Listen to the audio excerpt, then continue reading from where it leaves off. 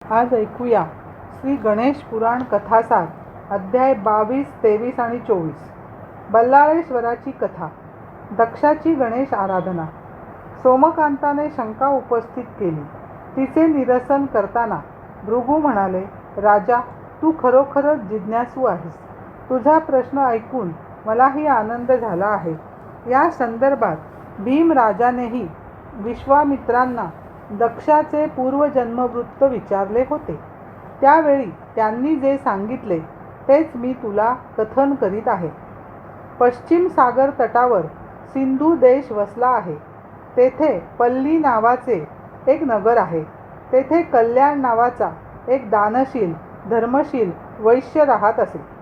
त्याच्या पत्नीचे नाव इंदुमती. या वैश्य दंपतीस बल्लाळ नावाचा पुत्र होता. त्याला बालपणापासून देवादिकांची खूप आवड होती. तो व त्याचे सवंगडी दगडाचे देव मांडून त्याची पूजा करायचे, आरती म्हणायचे व नैवेद्य दाखवायचे.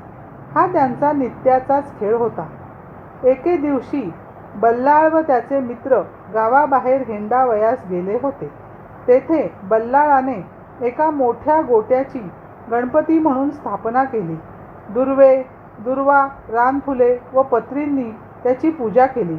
मग आपल्या बालबुद्धीला अनुसरून त्यांच्यापैकी कोणी ध्यानस्थ बसले, कोणी जप करू लागले, तर कोणी देवाची गाणी म्हणून नाचू लागले. त्या खेळात ते सर्वजण इतके दंग झाले की त्यांना आपल्या घराचीही आठवण राहिली नाही. इकडे बराच वेळ झाला तरी मुले परतली नाहीत, म्हणून त्यांच्या पालकांना मोठी काळजी वाटू लागली. बल्लाळच आपल्या मुलांना भलते वेळ लावत आहे असे म्हणून ते आधीच संतापले होते. त्यांनी तावातावाने कल्याणाचे घर गाठले आणि त्याची कान उघडणी करू लागले. ते म्हणाले, तुझ्या मुलाने हे काय चालवले आहे? तो आमच्या मुलांना गोळा करतो, त्यांना खेळण्यासाठी गावाबाहेर नेतो.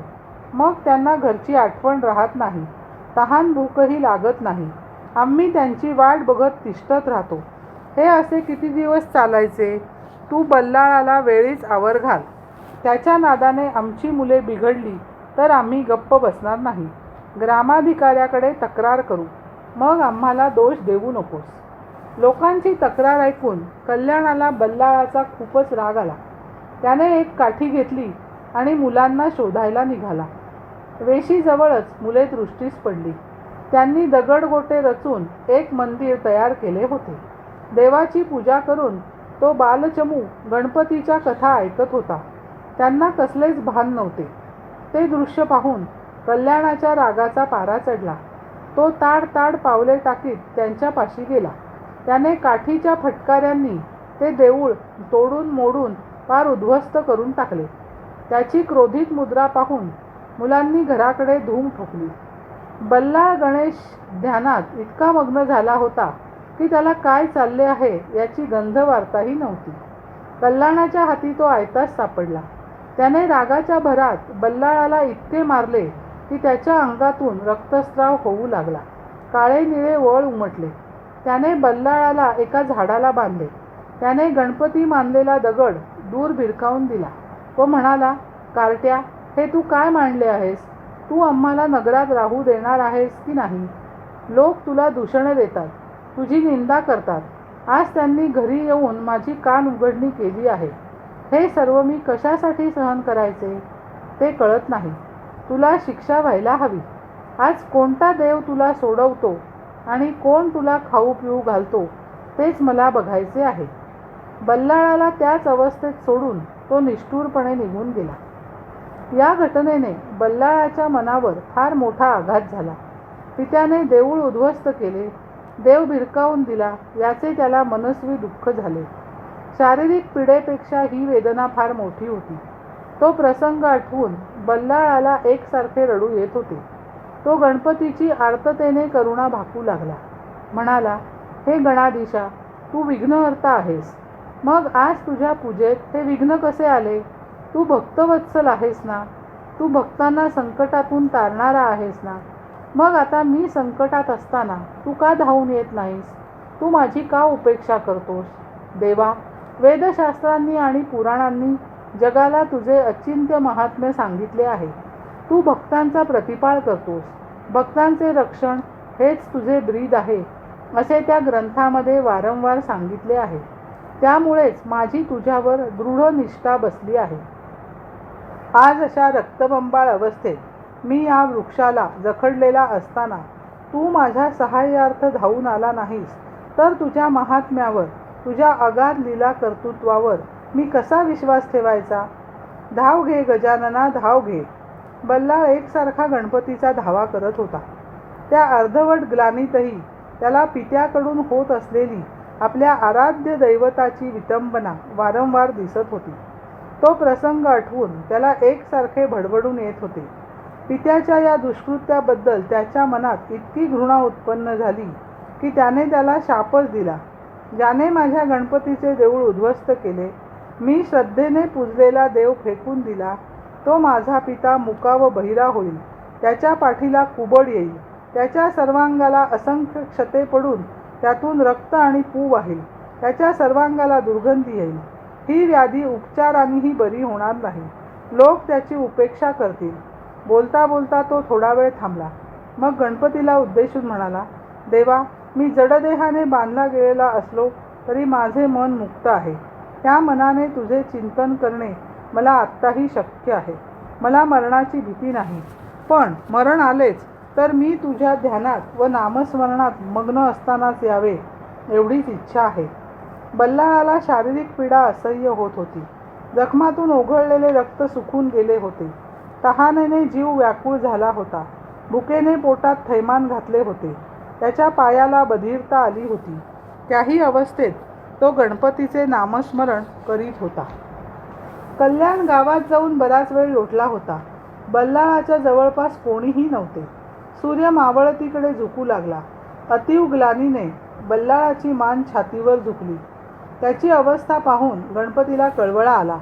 आपल्या भक्ताची घेतली एवढी परीक्षा पुरे झाली असा विचार करून तो एका तेजस्वी ब्राह्मणाच्या रूपात बल्लाळासन्नीत प्रकट झाला. त्याच्या कृपा कटाक्षाने बल्लाळाची बंधने गळून पडली. विघ्नरूपी गजाननाने स्वतः पुढे जाऊन त्याला सावरले. त्याच्या पावन हस्तस्पर्शाने त्या सद्भक्ताच्या अंगावरील सर्व जखमा बऱ्या होऊन त्याची कांतीही उजळली. त्याच्या सर्वांगातून नवचैतन्याचा संचारच झाला जणू. बल्लाळ शुद्धीवर आला. आपण पूर्ववत झालो आहोत हे त्याच्या लक्षात आले. आपल्या सम्मुख दिव्य विप्र रूपाने साक्षात गणपतीच उभा आहे अशी त्याच्या मनाने ग्वाही दिली. त्याने भक्तिभावाने त्या ब्राह्मणाला साष्टांग नमस्कार केला. त्याची अपार स्तुती केली. प्रसन्न झालेल्या गणपतीने त्याला आलिंगन दिले. आपला वरदहस्त त्याच्या मस्तकी ठेवून त्याला सर्वज्ञ केले. तो बल्लाळाला म्हणाला, बाळ, तुझ्या पित्याने माझा फार मोठा अपराध केला आहे. त्याने माझे मंदिर उद्ध्वस्त केले. माझ्या भक्ताला छळले. या प्रमादाबद्दल त्याला भयंकर नरकयातना भोगाव्या लागतील. तुझ्या शापाने पुढील जन्मात त्याला दारुण अवस्थेला तोंड द्यावे लागेल. इतकेच नव्हे तर त्याचा पिता त्याला घरातून हकलून देईल. बल्लाळा, आता मी काय सांगतो ते ऐक. माझ्या मनात तुला वरदान द्यावे असे आहे, तरी इष्टवर मागून घे. बल्लाळ म्हणाला, देवा, तू माझ्यावर प्रसन्न आहेस हे ऐकून मी अगदी कृतकृत्य झालो आहे. तू दर्शन देऊन मला धन्य केलेस. मी तुझ्याकडे काय वर मागणार? तुझ्या मनात मला काही द्यायचे असेल तर तुझ्या ठायी असलेली माझी भक्ती उत्तरोत्तर दृढ व्हावी आणि याच क्षेत्री वास्तव्य करून तू लोकांची दुःखे संकटे दूर करावीस अशी माझी विनम्र प्रार्थना आहे. बल्लाळाचे ते जनकल्याणप्रद मागणे ऐकून गणपतीला परम संतोष वाटला. तथास्तु असा आशीर्वाद देऊन तो पुढे म्हणाला, बाळ, तुझ्या इच्छेनुरूप मी अंशरूपाने येथे वास्तव्य करेन. लोकांचे रक्षण करेन. येथे येणारे भक्तजन माझ्या नावापूर्वी अत्यंत आदराने तुझे नाव घेतील. हे स्थान बल्लाळ विनायक अर्थात बल्लाळेश्वर म्हणून प्रसिद्ध होईल. विप्ररूपातील गणपतीने बल्लाळाला प्रेमाने जवळ घेतले. त्याच्या मस्तकावरून मायेने हात फिरवला आणि दुसऱ्याच क्षणी तो अदृश्य झाला. विश्वामित्र ऋषी भीमराजाला म्हणाले, इकडे कल्याणाचे काय झाले ते ऐक. बल्लाळाने शाप दिल्यामुळे तो बहिरा व मुका झाला. त्याची दृष्टी अधू झाली. पाठीवर कुबड आले. आणि त्याच्या सर्वांगाला असंख्य क्षते पडून त्यातून रक्त वाहू लागले. आपल्या देहात एकाएकी घडून आलेला हा बदल बघून कल्याण कमालीचा घाबरला. तो ओक्साबोक्शी रडू लागला. त्याची विकलांग अवस्था पाहून इंदुमतीही शोकग्रस्त होऊन रडू लागली. तिला अनावर चिंतेने ग्रासले. काय करावे हेच तिला सुचेना. पतीच्या बाबतीत हे अघटित कसे घडले असा तिला मोठा प्रश्न पडला. तेव्हा कोणीतरी तिला रानातील प्रकार सांगितला.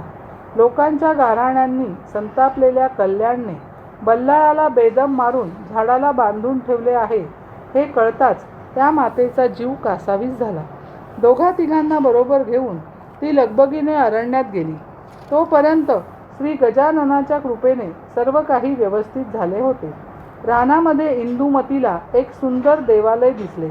तेथील मूर्तीची बाळ पूजा करीत होता. त्याला सुखरूप पाहून तिचा जीव भांड्यात पडला. तिने परिचिताला विचारले, तुम्ही बल्लाळाबद्दल मला उलटसुलट का सांगितलं? तो म्हणाला, बाई, मी खरं तेच बोललो आहे. तुम्हाला खोटं सांगून मला काय मिळणार? मी पाहिलेली आधीची परिस्थिती व आत्ताची स्थिती यामुळे मी स्वतःच संभ्रमात पडलो आहे. तुम्ही बल्लाळालाच विचारून खात्री करून घ्या. तेव्हा कोठे इंदुमतीचा राग शांत झाला. तिने धावत जाऊन पुत्राला आलिंगन दिले. काय घडले ते त्याला विचारले. बल्लाळाने बालसुलभ प्रांजळपणे तिला सर्व काही सांगून टाकले. तिनेही त्याला कल्याणाची अवस्था सांगितली. तेव्हा आपल्या शापामुळे पित्यासमवेत या प्रेमळ मातेलाही दुःख भोगावे लागणार या विचाराने बल्लाळाचा चेहरा उतरला. इंदुमती त्याला म्हणाली, बाळ, तुझ्या वडिलांनी तुझ्यावर अत्याचार केला म्हणून तू रागवू नकोस. घरी चल.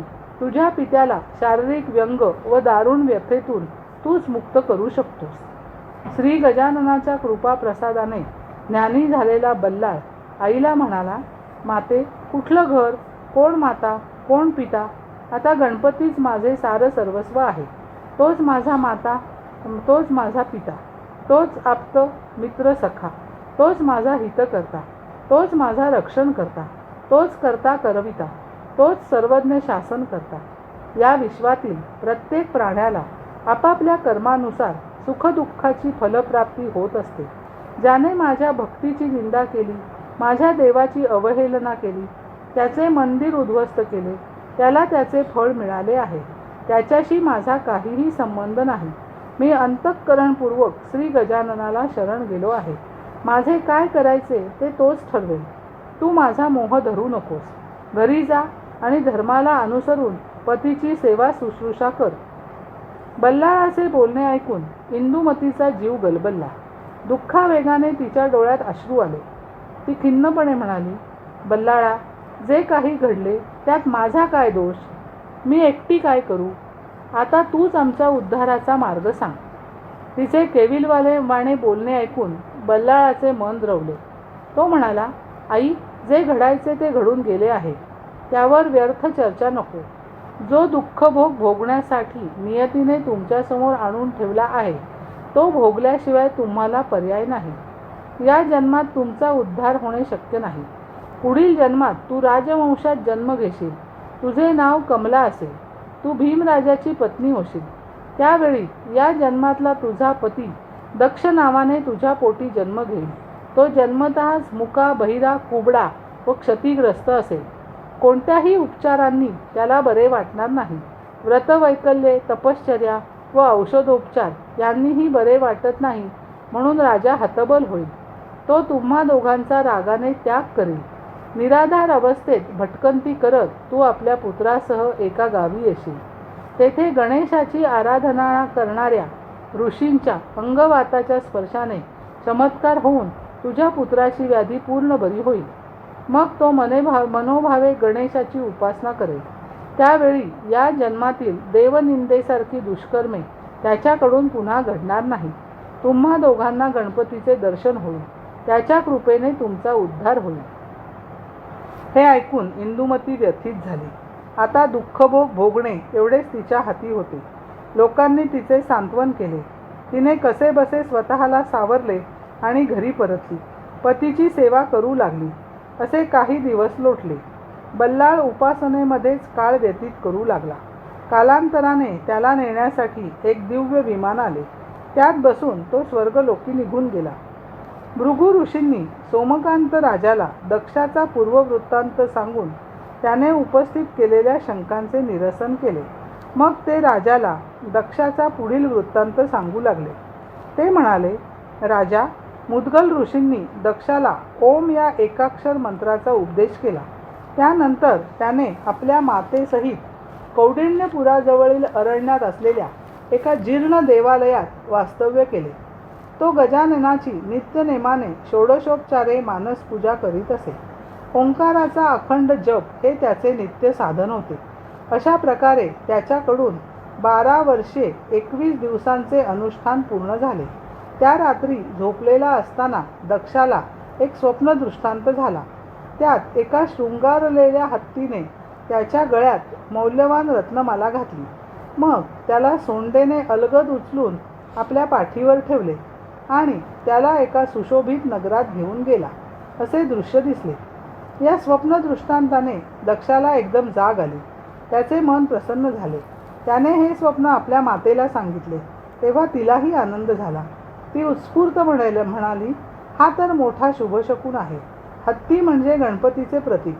त्याने तुला रत्नमाला घातली, पाठीवरून नगरात नेले. याचा अर्थ श्री गजाननाच्या कृपेने लवकरच तुला राज्यप्राप्तीचा योग आहे असे जाणवते. हे ऐकून दक्षालाही आनंद झाला.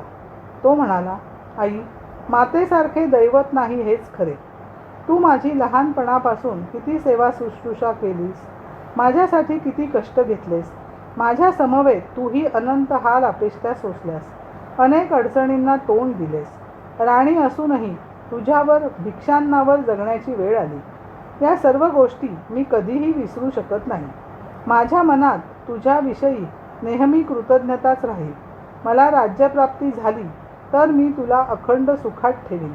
तुला उत्तम वस्त्रालंकार, सेवेसाठी दासदासी, फिरण्यासाठी पालखी, राहण्यासाठी सुशोभित महाल अशी सर्व व्यवस्था करेन.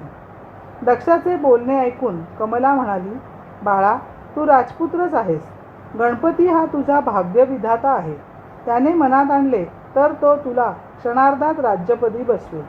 पण सत्ता, संपत्ती व ऐश्वर्य प्राप्त झाले तरी उन्मत्त होऊ नकोस. न्याय, नीती, धर्माने प्रजापालन कर. सदैव पुण्यकर्मस्थ राहा. लोककल्याणासाठी तुला जे जे काही करता येणे शक्य आहे ते सर्व कर. गोब्राह्मणांचे पालन व संरक्षण कर. आपल्या कर्तव्य पालनात कधीही कंटाळा करू नकोस. कारण कर्तव्य तत्पर असणाऱ्यांवर देवाची कृपा आपोआप होते. गणपतीची तुझ्यावर अखंड कृपा राहो. तुला उत्तम आयुरारोग्य प्राप्त होवो.